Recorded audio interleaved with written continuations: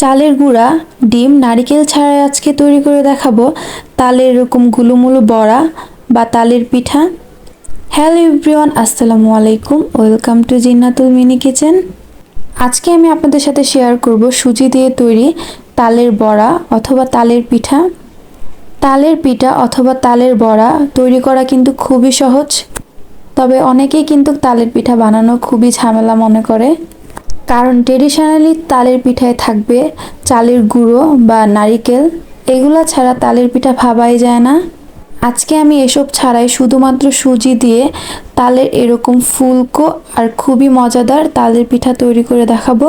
তো কথা না বাড়িয়ে চলুন তৈরি করে নেওয়া যাক। তারপর একটি মিক্সিং বোলে আমি দিয়ে দিব একদমই ফ্রেশ 2 কাপ তালের রস।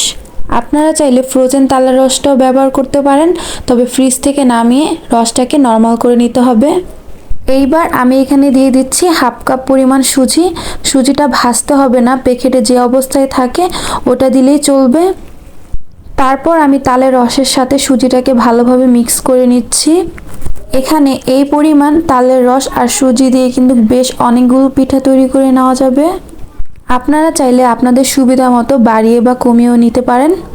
সুজি আর তালের রসটাকে আমি খুব ভালোভাবে মিশিয়ে নিয়েছি। এবার আমি একটি ঢাকনা দিয়ে 2 থেকে 3 মিনিটের জন্য এটা ঢেকে রাখবো।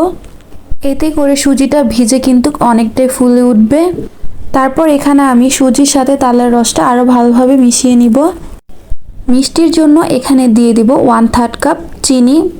আপনারা চাইলে চিনিটা আপনাদের স্বাদ অনুযায়ী দিতে পারেন।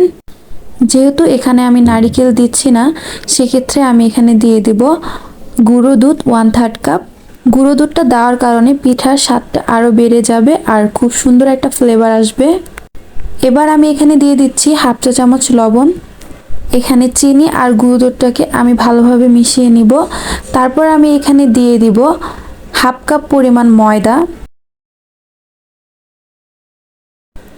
এখন আমি আবারও ময়দাটাকে ভালোভাবে মিশিয়ে নিব। ব্যাটারটা মেশানোর সময় তাড়াহুড়া না করাই ভালো, একটু সময় নিয়ে ভালোভাবে মেশাতে হবে। মেশানোর পর যদি ব্যাটারটা পাতলা মনে হয়, সেক্ষেত্রে আপনারা এখানে আরও ময়দা দিয়ে নিতে পারেন। তো আমার এই ব্যাটারের ক্ষেত্রে আমার পরে আর কোনো ময়দা অ্যাড করতে হয়নি। ব্যাটারটা আমার ভালোভাবে মিশিয়ে নেওয়া হয়ে গেছে। তারপর আমি ব্যাটারটা আরও বেশ কিছুক্ষণের জন্য ভালোভাবে ফেটিয়ে নিচ্ছি, যাতে করে তালের বড়াগুলো অনেকটা ফুলকো ফুলকো হয়। আমি আপনাদের এই ব্যাটারের কনসিস্টেন্সিটা একটু দেখিয়ে নিচ্ছি। দেখতেই পাচ্ছেন এই ব্যাটারের কনসিস্টেন্সিটা কিন্তু অনেক বেশি পাতলাও না, আবার কিন্তু ঘনও না। এই ব্যাটারটা একটু রানি রাখতে হবে। ব্যাটারটা খুব বেশি ঘন হয়ে গেলে সেক্ষেত্রে পিঠার ভিতরটাও কিন্তু অনেকটা শক্ত হয়ে যাবে, খেতে ততটা ভালো লাগবে না। আর পাতলা হয়ে গেলে পিঠার শেপগুলো ভালোভাবে দেওয়া যাবে না। তালের পিঠা তৈরি করার জন্য ব্যাটারটা কিন্তু একদমই রেডি হয়ে গেছে। আপনারা চাইলে এরকম গোল চামচ দিয়ে পিঠার ব্যাটারটাকে তেলে ছাড়তে পারেন।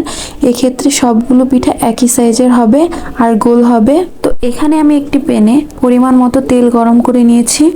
তেলটা কিন্তু বেশ অনেকটাই গরম করে নিতে হবে। কম গরম তেলে কিন্তু পিঠাটা দেওয়া যাবে না।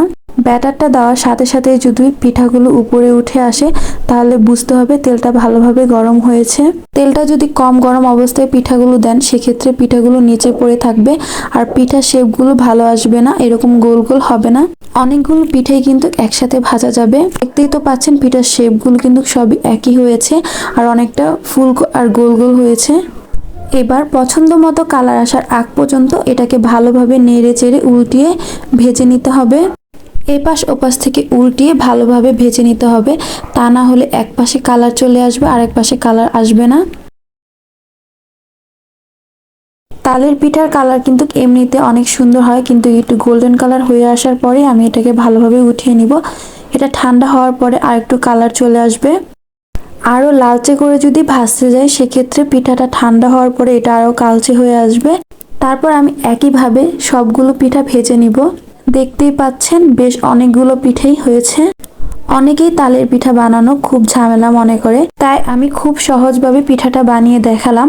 চালের গুঁড়ো, নারিকেল ছাড়া এই পিঠাটা আপনারা বাসায় খুব সহজে বানিয়ে নিতে পারবেন। আশা করি আমার এই তালের পিঠার রেসিপিটি আপনাদের পছন্দ হবে। আমার এই রেসিপিটি যদি আপনাদের ভালো লাগে, অবশ্যই লাইক, কমেন্ট আর শেয়ার করতে ভুলবেন না। ততক্ষণ ভালো থাকবেন, সুস্থ থাকবেন। আল্লাহ হাফেজ।